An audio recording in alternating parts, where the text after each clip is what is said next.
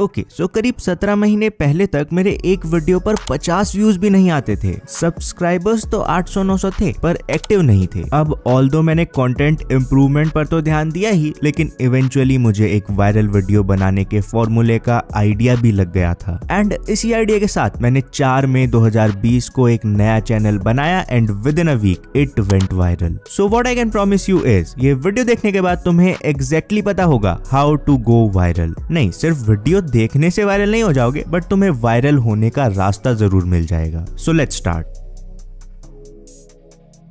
Okay, सो कुछ तगड़ा बताने जा रहा हूँ, थोड़ा ध्यान से सुनना। क्रिटिक पर मैंने पहली वीडियो पिछले साल 7 मई को डाली एंड वो वायरल हुई थी। पर एग्जैक्टली उसी दिन यानी 7 मई 2020 को मैंने क्रिटिक से पिछले चैनल माजॉम फैक्ट पर भी एक वीडियो अपलोड करी थी, बट उस पर कितने व्यूज आए? Not even 50। गिनती के 14 लाइक्स और पूरे 0 कमेंट्स। सिचुएशन समझो, मैंने दोनों वीडियोस एग्जैक्टली सेम डे पर अपलोड करी थी। सो क्लियरली कंटेंट की क्वालिटी और उनके लेवल में तो कोई फर्क नहीं ही था। हाँ, आई एग्री, क्रिटिक की पहली वीडियो और अब की वीडियो में तो बहुत फर्क है, बट माजॉम फैक्ट की थर्ड लास्ट वीडियो और क्रिटिक की फर्स्ट वीडियो की कंटेंट क्वालिटी एग्जैक्टली सेम थी। स्टिल एक वीडियो वायरल गई, वहीं दूसरी 50 व्यूज भी पार नहीं कर पाई। इससे एक बात तो क्लियर है, कंटेंट क्वालिटी इंपॉर्टेंट है, पर सिर्फ कंटेंट क्वालिटी से काम चलता तो या तो दोनों चैनल वायरल जाते या कोई भी नहीं जाता, क्वालिटी तो सेम ही थी ना। सो क्वालिटी के अलावा कौन सा फैक्टर आ गया यार? बेसिकली क्रिटिक पर ऐसा क्या था जो माजॉम फैक्ट पर नहीं था? बताता हूं।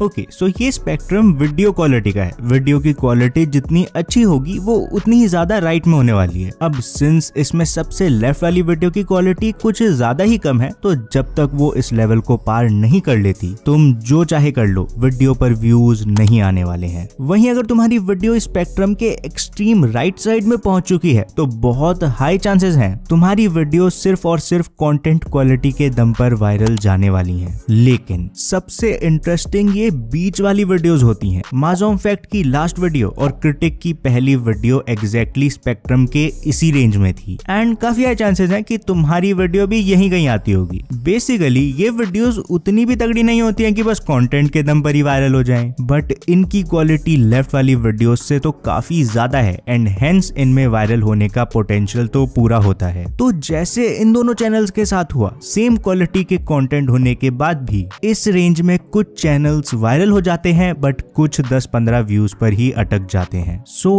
अब बात आती है कंटेंट क्वालिटी के अलावा वायरल चैनल्स ऐसा क्या करते हैं which others don't. Trust me, video के अगले 5 मिनट लिटरली तुम्हारे यूट्यूब करियर की डायरेक्शन ही बदल सकते हैं। I will provide you with a simple framework जो कि तुम्हें अप्लाई करना है एंड बूम, तुम लेफ्ट वाली कैटेगरी से सीधे राइट वाली कैटेगरी में आ जाओगे। So let's begin.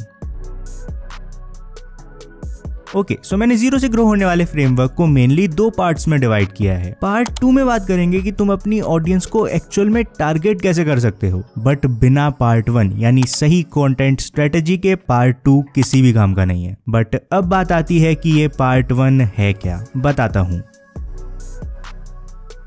सो अगर तुम्हें नहीं पता तो मैं माजॉम फैक्ट पर कुछ ऐसी फैक्ट, हॉरर या साइंटिफिक स्टाइल वीडियोस बनाता था, बट द प्रॉब्लम वाज कि इस टाइप के वीडियोस तो ऑलरेडी हजारों लोग बना रहे थे ना, एंड उनके पास 2 एडवांटेजेस थे। 1, दे ऑलरेडी हैड मिलियंस की ऑडियंस, और सिंपल साइकोलॉजी है यार, अगर तुम्हें बंटी के फैक्ट्स देखने की आदत है तो जब तक तुम्हें उससे कुछ ज्यादा ही बेटर कंटेंट ना मिले तुम देखोगे तो बंटी को ही। 2, फैक्ट नीश के बारे में उनका experience and even content quality मेरे से काफी ज्यादा सुपीरियर थी। Combine these 2 factors and you get a recipe for failure. Although failure की रेसिपी होने के बाद भी मैक्सिमम लोगों का चैनल ऐसे ही होता है यार। A2 मोटिवेशन को देखा और फैक्ट्स डालने लग गए, कैरी मिनाटी को देखा और रोस्ट करने लग गए, hence they simply fail. But the point is, how do we actually solve this problem? Okay, so तुम्हें अपनी कंटेंट स्ट्रेटेजी को कुछ इस तरीके से शिफ्ट करना होगा कि वो एक रेड ओशन से ब्लू ओशन में आ जाए। फॉर एग्जाम्पल, क्रिटिक पर जब मैंने कंटेंट डालना शुरू किया था, अगर मैं 1-2 चैनल्स को छोड़ दूं तो शायद ही कोई चैनल था विच वॉज मेकिंग एनालिसिस और explainer type of videos in India. हाँ, अब तो काफी बढ़िया बढ़िया चैनल्स हैं, बट तब नहीं थे। सो जैसे मैंने तुम्हें इस वीडियो में बताया था, अगर तुम रेड ओशन में रहोगे तो तुम्हें कंटेंट 11 on 10 करना होगा, बट ब्लू ओशन स्ट्रेटेजी में कंटेंट 7 या 8 भी काफी होता है। सो 0 से ग्रो होने वाले फ्रेमवर्क के सक्सेसफुल होने के लिए पार्ट 1 यानी अपनी कंटेंट स्ट्रेटजी सही करना काफी ज्यादा जरूरी है। बट एल ग्रो हम ऐसा एक्चुअल में करे कैसे? तो इसके लिए बस एक बात ध्यान रखना, ऐसा तो पॉसिबल है नहीं कि हर नया यूट्यूबर मिस्टर बीस्ट की तरह एक नई कैटेगरी ही बना दे। So what you need to do is अपने कंटेंट की एक ना एक यूएसपी यानी यूनिक सेलिंग पॉइंट जरूर ढूंढो।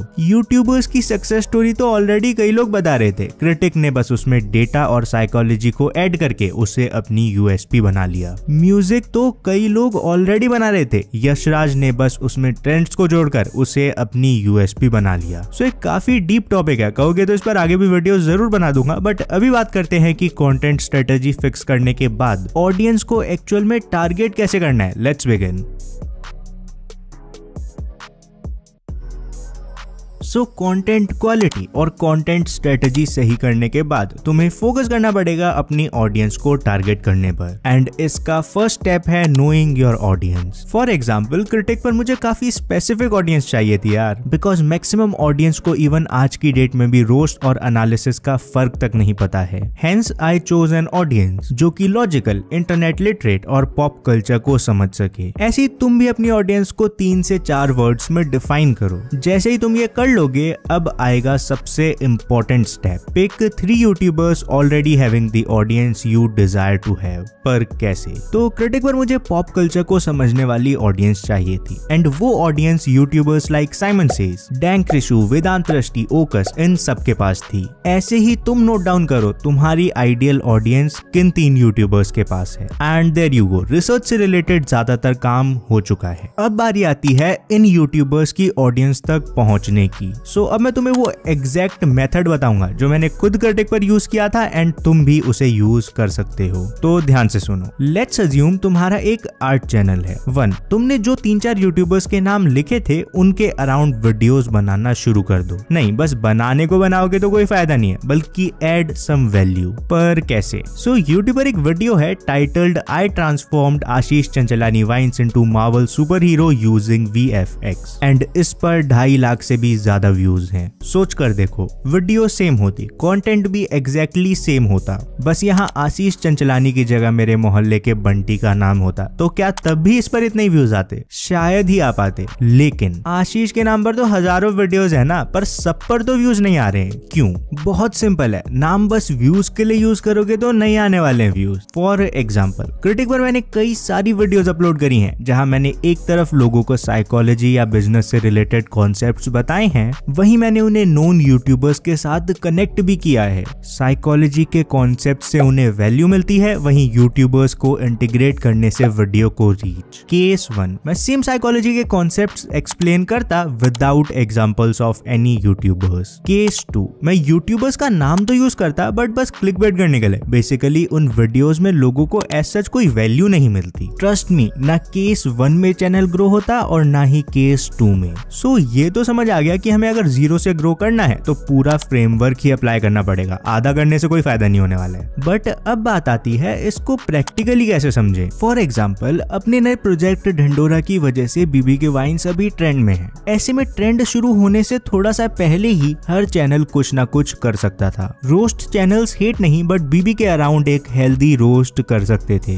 ग्लोकस ने सही टाइम देखकर बीबी के वाइन्स के अराउंड एक एनालिसिस वीडियो अपलोड करी, एंड उस पर अभी 2 लाख से भी ज्यादा व्यूज हैं। रिटर्न में ले लो, अगर वो वीडियो थोड़े टाइम पहले अपलोड हुई होती ना तो उस पर 50,000 व्यूज भी शायद ही आते। ऐसे ही आर्ट चैनल्स भी बीबी के स्केच वगैरह बना सकते थे। गेमिंग में भी काफी कुछ पॉसिबल था यार, बीबी की वाइन्स इन GTA 5 का एक एपिसोड ही बना देते। You could have simply done his mimicry and stuff. Basically जैसे मैंने इस वीडियो के साथ किया था, तुम्हें सही टाइम पर सही वीडियो अपलोड करने से बहुत ज्यादा तगड़ी ग्रोथ मिल सकती है। सो 1, कंटेंट स्ट्रेटजी सही करो, एंड 2, ऑडियंस को सही से टारगेट करो, एंड ट्रस्ट मी, तुम्हें ग्रो करने से कोई भी नहीं रोक सकता है। लेकिन अगर ये सब करने के बाद भी तुम ग्रो नहीं कर पाते हो तो इसका रीजन मैंने लेफ्ट वाली वीडियो में बताया है, क्लिक करो और जान लो। बाकी वीडियो को तो लाइक कर ही देना।